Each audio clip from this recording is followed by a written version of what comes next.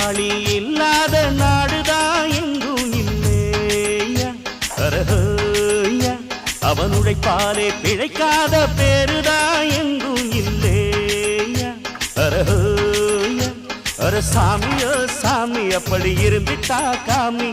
கூலியோ கூலி எங்களை நம்பித்தா பூமி பிறர் வாழ்வதே எங்க வேர்வையில் தான் உழைப்பாளி இல்லாத நாடுதான் எங்கும் இல்லையா அவன் உழைப்பாலே பிழைக்காத